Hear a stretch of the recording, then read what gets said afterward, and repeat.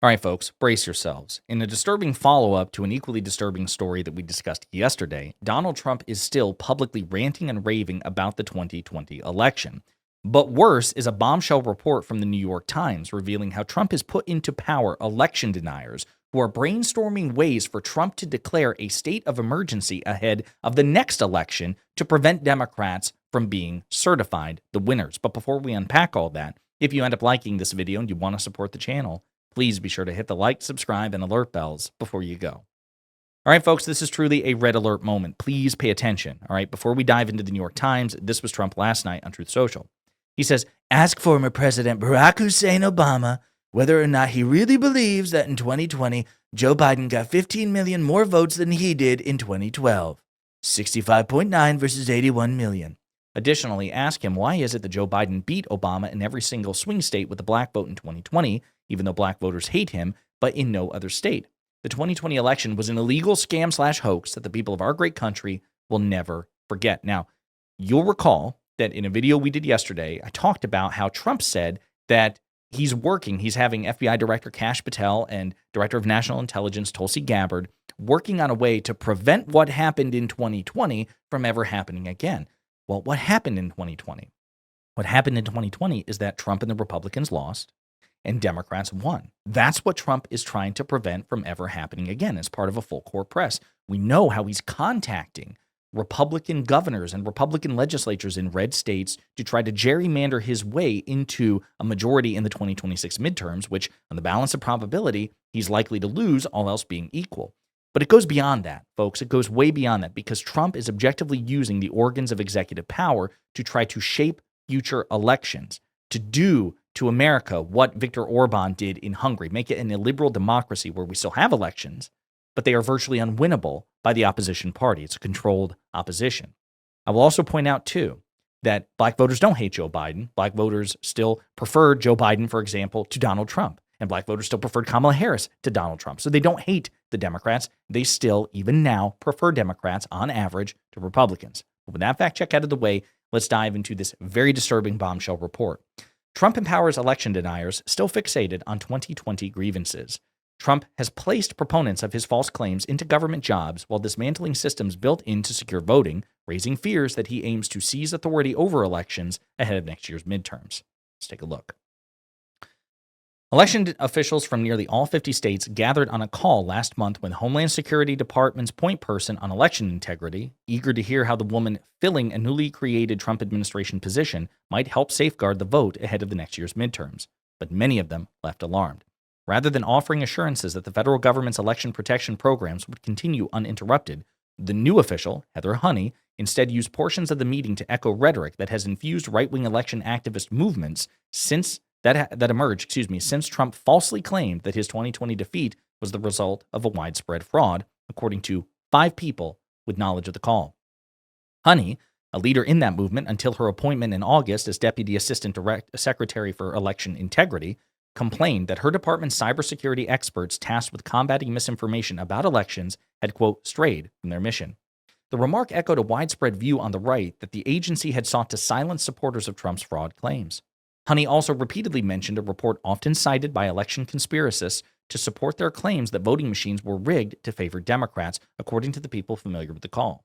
The assent of Honey reflects how Trump and his allies, despite a clear victory last year, remain consumed with the belief that the 2020 election was stolen, and how the president is using the powers of the government to upend an electoral system that he insists helped President Biden take the White House. In the past few months, Trump has elevated multiple proponents of his fraud claims into high-level administration jobs. Now, as government insiders, these activists could wield their newfound power to discredit future election results or rekindle old claims to argue for a federal intrusion into locally administered voting systems. On a call with right-wing activists in March, before her appointment to the Homeland Security Department, Honey suggested that the new administration could, quote, declare a national emergency and justify dictating new rules to state and local governments. She said this could be based on, quote, an actual investigation of the 2020 election if it showed there had been a, quote, manipulation of the vote. So I want to focus right there. We're going to read the rest of it. But what she is saying is, hey, listen, even though elections are locally administered, the Trump administration could declare a state of emergency, which, for those of you who remember your 2020 election lore and Trump's attempts to steal the election that he claims was stolen from him but wasn't, He was the one who attempted to steal an election. Trump actually brainstormed these ideas. He floated these ideas. And the only reason he didn't go through with trying to declare a state of emergency or ordering the Department of Defense from seizing voting machines, all of that was discussed at length. The only reason he didn't do so is he was warned if he tried to give that order, there would be mass resignations and mass defiance from his subordinates. Those subordinates are not there anymore. So let's get back to the article. And therefore, quote, and therefore, we have some additional powers that don't exist right now, she said in March, according to a recording reviewed by the New York Times from someone who joined the call. Quote, and therefore, we can take these other steps without Congress, and we can mandate the states do things, and so on. So again, to be clear, what she is saying, she said this in March when Republicans, Trump's allies, controlled Congress. And what she's saying is, what I have in store, what Trump has in store in terms of the state of emergency is so extreme that we don't think that even Congress will approve it. We don't think that even our Republican allies in the House and the Senate will approve it. So we can declare the state of emergency that cuts around our own allies in Congress to dictate election results. Terrifying. She added, quote, I don't know if that's really feasible and if the people around the president would let him test that theory. So in her mind, the only thing stopping it is maybe, well, people would prevent Trump from doing it. It's not that she thinks he lacks the authority. It's not that she thinks he shouldn't do it. She's saying maybe what will happen is what happened before, that Trump will want to do something, but he'll be bullied by those who work for him into not doing this. That's what she's banking the failure of her. She wants this to happen. And she said, well, the only thing that's going to stop him are the people around him. That's not good, folks. The idea of reinvestigating the 2020 election has gained steam recently, with the White House's decision to hire Kurt Olson, a lawyer who has been tasked with examining the 2020 vote and other election matters, according to a White House official. The hiring of Olson, who has worked closely for years with the pillow entrepreneur Mike Lindell to promote stolen election theories, was first reported by the Wall Street Journal. Another activist, Marcy McCarthy, who spread debunked claims about voting machines in Georgia when she was the chairwoman of the DeKalb County Republican Party, was named in May to be the Director of Public Affairs at the Cybersecurity and Infrastructure Security Agency, or CISA, which is housed at the Homeland Security Department. McCarthy's appointment comes as nearly all of the election experts at CISA have been placed on administrative leave or reassigned this year amid large-scale downsizing of the agency. So again, I want to be clear. The people who the experts who run the Cybersecurity and Infrastructure Security Agency, the people who do indeed keep an eye out on elections to see if they're being influenced or manipulated by foreign actors in particular, those people have been reassigned, fired, or placed on leave, leaving the field wide open for people like this, which had played a leading role in deterring attacks on election systems and combating misinformation about voting. The changes are unfolding as Trump takes steps to try to create more structural advantages for Republicans ahead of the 2026 midterms, including pressuring GOP-led states to redraw congressional district lines to maximize the party's chances of keeping control of the House of Representatives, which of course we've discussed.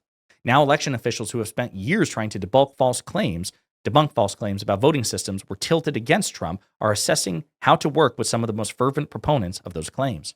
Quote, these people are not coming with an objective frame of mind to say, let's look at the facts and see where that takes us, says Matt Crane, a former Republican elections official who is the executive director of the Colorado Clerks Association and served until this year as a consultant for CISA. Quote, they have their destination in mind and cherry-pick facts to help stand up their crazy theories, so there's nothing objective about it. Honey and McCarthy did not respond to requests for comment. In response to questions from the Times, the Homeland Security Department declined to give specifics about the department's election work. A Homeland Security spokeswoman, Tricia McLaughlin, said in a statement that CISA's, quote, mission is ensuring that state and local election officials are cognizant of and utilize the most capable and timely threat intelligence, expertise, resources they need to defend against risks and identify critical infrastructure security needs to maintain electoral functions. She also said the agency's new hires, quote, go through a vigorous vetting process. Clea Mitchell, the Republican lawyer who helped Trump challenge the 2020 election results and worked with Honey and McCarthy through the activist group she founded, the Election Integrity Network, praised the Homeland Security appointments. Quote, these are the very kind of election integrity leaders every American can be proud to have at DHS. That's ominous. The moves by Trump to elevate election activists could portend escalating legal battles over how much power his administration wields over balloting across the country. Already this year, courts have affirmed that Trump has no legal authority over elections, which have long been the domain of state and local governments. Judges have largely blocked an executive order that Trump issued in March requiring, among other things, documentary proof of citizenship to vote. But the Trump administration has taken other aggressive steps to assert more sway over elections. The Justice Department, for instance, is compiling the largest set of national voter data roll ever collected, an effort to try to prove unsubstantiated claims that large numbers of undocumented immigrants have voted illegally, the Times previously reported. And in a separate effort that also collects similar details, the Homeland Security Department has been soliciting election officials to upload voter information in bulk through a program it developed that checks immigration status, according to documents released in a recent lawsuit and other documents viewed by the Times. State election officials have long rebuffed attempts by the department to access state voter rolls, warning that sharing this data could expose sensitive information like Social Security numbers or be used to gain an uneven political advantage. But that's precisely what the Trump administration is seeking to do. They don't give a shit. They're like, yeah, no shit. So do it. Do it. Honey has traced the roots of her election skepticism to the aftermath of the 2020 election in the wake of a widespread legal and public relations effort by Trump and his allies to push the false notion that he was the victor and to discredit results that showed otherwise. There was no indication that Honey, a registered Republican, had been active in politics before 2020. She'd worked as a private investigator for companies, hunting for stolen and counterfeit goods, and scouring the social media accounts of potential employees, according to a person with knowledge of her background. She said that after casting a ballot in Lebanon, Pennsylvania, where she lives, she began researching the state election department's website and saw numbers that she felt did not make sense. Eventually, she hit on what she claimed was an apparent discrepancy between the number of voters recorded in one tracking system and the official tally of votes cast. The claim has been repeatedly disputed by election officials who said she was misinterpreting and misusing its state database that tracks registered voters and whether or not they voted in previous elections. Nonetheless, she shared her claim with Trump allies in her state, and soon Trump was repeating it. Quote, "So in Pennsylvania, you had 205,000 more votes than you had voters," he said in his speech on the Ellipse on January 6, shortly before his supporters stormed the Capitol. Quote, "And this is a mathematical impossibility unless you want to say it's a total fraud." When Trump finally returned to his Florida estate, Mar-a-Lago, his core challenges defeated, Honey was just getting started. In 2020, she was a leading witness in an election challenge brought by Kari Lake, the losing candidate for Arizona governor. Mr. Olson, the lawyer recently hired by the White House, served as one of Lake's attorneys in the case. Honey claimed that one county's election procedures could have allowed false ballots to be counted, but under questioning, she acknowledged she had no evidence that this had occurred on a large scale. A judge found her claim, quote, would not come close to clear and convincing evidence that the election outcome was affected. By that point, Honey had been influential within the Election Integrity Network, the large coalition of pro-Trump election activists headed by Mitchell. She went on to run the network's Pennsylvania group. In 2023, Honey's company was paid $121,000 from Mitchell's organization for consulting work, according to IRS records. McCarthy, meanwhile, was an active contributor to the Election Integrity Network's Leadership Council, working to a portion of her website that has since been, deleted. She worked to place far-right activists on the local election board in DeKalb County and was instrumental in forcing out a member of the Georgia State Election Board who voted against a rule to end mail-in voting in the state. Trump's victory in 2024 created a wave of momentum for the Election Integrity Network as its members sought to capitalize on the new administration's posture towards elections. The first step was to draft a list of demands that sought to provide something of a blueprint for the federal government. The document, titled U.S. Citizens Elections Bill of Rights, called for new restrictions on mail-in ballots and early voting and included provisions that would make it easier to get people removed from voting rolls and challenge the certification of election results. The efforts mirrored elements of Trump's executive order on elections and a bill passed by the House but stalled in the Senate, known as the SAVE Act, which would require all voters in federal elections to show proof of citizenship. Honey, Mitchell, and other members of the Election Integrity Network watched from the public gallery in April as the House passed the elections bill and then posted on social media a photo of the group posing afterward on the balcony off Mike Johnson's office.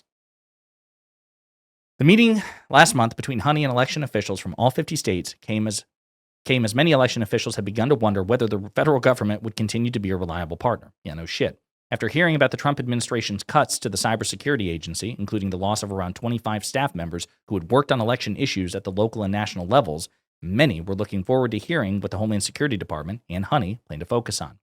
The call, which lasted roughly an hour, left officials both confused and anxious about some of Honey's responses, according to 5 people familiar with the call. When asked what her role entailed, these people said Honey did not offer specifics. She said she would also serve in an advisory capacity to CISA, but also added no further details. In addition to questioning CISA's adherence to its cybersecurity mission, Honey made unspecified claims of censorship at the agency, a common complaint among right-wing election activists that struck a number of officials on the call as misguided. She said the department would be working on issuing, quote, best practices for election machines and made multiple references to a report that had been wrongly interpreted by right-wing activists as part of their claims that election machines had been hacked and could not be trusted. State election officials asked Honey about restoring funding to their information centers that were previously run by CISA and were a critical element of election security. Honey said that they would not be returning and that states should plan to use, quote, fusion centers, which are hubs for collaboration across intelligence and state, local, and federal law enforcement for election matters. This caused some concern among election officials who wondered how the fusion centers, which are often tasked with coordinating responses for major events like the Super Bowl, would have the bandwidth to help ensure election security, according to people with knowledge of the call. Honey's direct involvement with the Election Integrity Network stopped after her appointment, but she participated in a national leadership call for the group a few weeks ago, according to a person familiar with the call. She apologized that she could no longer work closely with her former colleagues. Folks, this is a 5-alarm friggin' fire. It truly is. It really is. And I want to close with a video from Senator Ed Markey, who is a Democrat, who also sounded the alarm about the risk to the institutions and the guardrails that Trump now threatens with regards to future elections. But then people posed a different question in my town halls. They said, we've seen the president evoke emergency powers or just grab authorities that the law doesn't give the president. So what's to prevent the president from evoking emergency powers, saying there's a crisis, and delaying the next election? Maybe arguing that the voting machines are not yet properly free of some virus that's infected them, or arguing that the vote can't go forward because the president's put out an edict about vote by mail and states are still using vote by mail. Again, I think it's an enormous stretch and unlikely, but I will say we damn well better be on our guard, because we didn't expect to have a president who would attack due process and ignore it, and we have it. We didn't expect to have a president who would blackmail law firms, and we have it.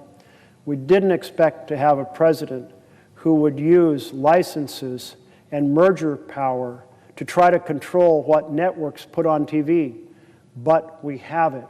We didn't expect to have a president who would weaponize the Justice Department to go after a list of his public enemies, that he's identified as his public enemies. We didn't expect to have a president who would try to get the court decisions to enable him to deploy troops whenever he wants against public dissent in the United States of America. Yet we have it.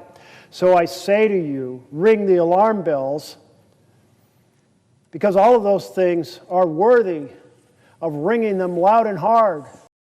It is. And so, folks, this is just some of the worst news we could possibly have. I just want to recap here. Donald Trump is ordering Republican states to gerrymander him into a permanent majority, even though his polling is atrocious, and even though all else being equal, he will almost certainly lose the House in the next election. He is ordering his FBI director and his director of national intelligence to begin investigations and machinations within the federal government to try to prevent Democrats from winning future elections. He admitted it on camera yesterday. We did a video about it. He has appointed and empowered election deniers into critical roles who are looking to interfere with state and local administered elections by withholding funding, reallocating funding, and there seems to be little by way of opposition. One of the theories proffered is that Trump could and should declare a state of emergency ahead of 2026 or 2028 and seize control over the elections to prevent Democrats from winning them. Two things I want to point out. This is why, and I don't know who's watching. You might be a centrist, you might be MAGA, you might be a Republican. This is why the Republican Party has no place in elected office. That's why you should never have voted for them in the first place. That's why you should vote their asses out in 2026 and 2028. That's the only option we have, folks. The only option we have is to win these elections despite their efforts to take control of them. Hope that they either don't go through with the worst of their plans or are thwarted by the courts or by mass resignations or by something. We get back into power. And then what we do, after beating them electorally, we make major changes to the institutions to prevent this shift from happening. And this is where, again, voting is the only option. Activism is the only option. Political violence is unacceptable. We have to beat them at the ballot box. But this is the other thing. I don't care where you are, progressive or centrist. I don't care what your preferred policies are. None of you should give a shit about any of that at this point beyond this.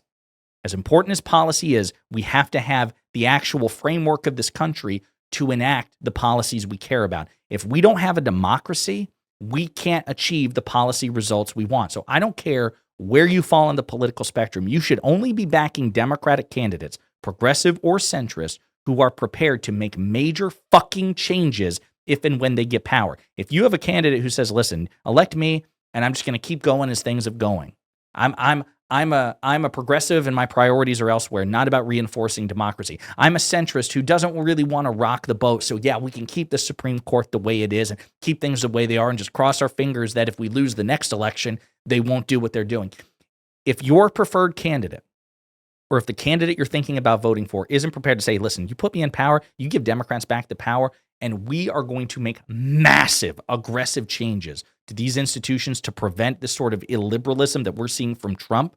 If we have to pack the fucking court, we'll do it. If you don't have candidates who are prepared to go that far, you shouldn't vote for them and say, you have to commit to wielding your power once you get it to preventing shit like this from happening. And if you're not prepared to do that, we're going to vote for somebody else. That's what you should say. We're going to vote for a candidate, progressive or centrist, who is prepared to take aggressive electoral and legislative steps to secure our democracy and not just assume, oh, fingers crossed, it's going to work out fine.